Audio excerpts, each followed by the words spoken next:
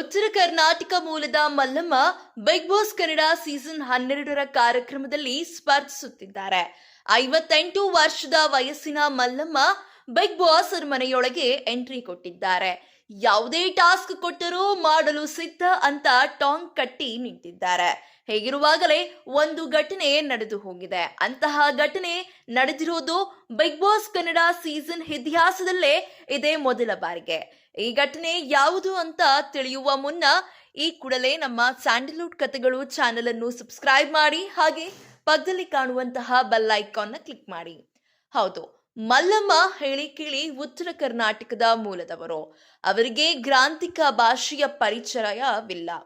ನಿಯಮಗಳನ್ನು ವಿವರಿಸುವಾಗ ಕೆಲ ಪದಗಳು ಅರ್ಥವಾಗದ ಕಾರಣ ಮಲ್ಲಮ್ಮ ಟಾಸ್ಕ್ನಲ್ಲಿ ಎಡವಟ್ಟು ಮಾಡಿಕೊಂಡರು.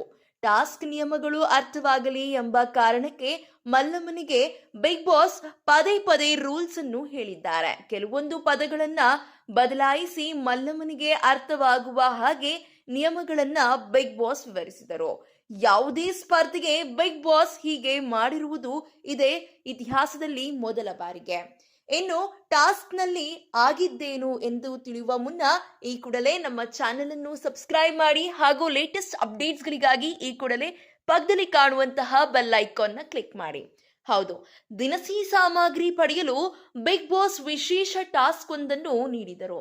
ತಮಗೆ ಬೇಕಾದ ದಿನಸಿ ಆಯ್ಕೆ ಮಾಡುವ ಹಕ್ಕು ಒಂಟಿಗಳಿಗೆ ಮಾತ್ರ ಇತ್ತು.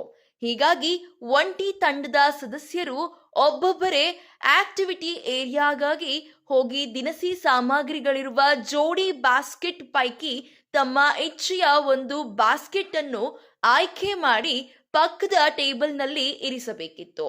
ಪ್ರತಿ ಒಂಟಿ ಸದಸ್ಯರು 2 ಬಾಸ್ಕೆಟ್ ಆಯ್ಕೆ ಮಾಡುವ ಅವಕಾಶ ಇತ್ತು. ಇದನ್ನ 30 ಸೆಕೆಂಡ್ಗಳಲ್ಲಿ ಮಾಡಿ ಮುಗಿಸಬೇಕಿತ್ತು. ಆಯ್ಕೆ ಮಾಡದೆ ಬಿಟ್ಟ ಬಾಸ್ಕೆಟ್ ಜಂಟಿಗಳ ಪಾಲಾಗುತ್ತಿತ್ತು. 30 ಸೆಕೆಂಡ್ಗಳ ಒಳಗೆ ಟೇಬಲ್ ಮೇಲೆ ಬಾಸ್ಕೆಟ್ಗಳು ಇಡದೆ ಇದ್ದಲ್ಲಿ ದಿನಸಿಯನ್ನ ಬಿಗ್ ಬಾಸ್ ವಾಪಸ್ ಪಡೆಯುತ್ತಾರೆ. ಆ ದಿನಸಿ ಸಾಮಗ್ರಿ ಯಾರಿಗೂ ದಕ್ಕುವುದಿಲ್ಲ ಅಂತ ಬಿಗ್ ಬಾಸ್ ಘೋಷಿಸಿದ್ದರು.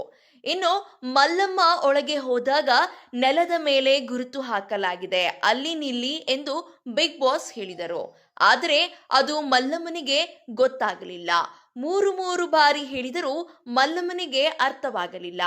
ಗೆರೆ ಹಾಕಲಾಗಿದೆ, ಅದರ ಮೇಲೆ ತಿರುಗಿ ನಿಲ್ಲಿ ಅಂತ ಒತ್ತಿ ಹೇಳಿದ ಮೇಲೆ ಮಲ್ಲಮ್ಮನಿಗೆ ಅರ್ಥವಾಯಿತು.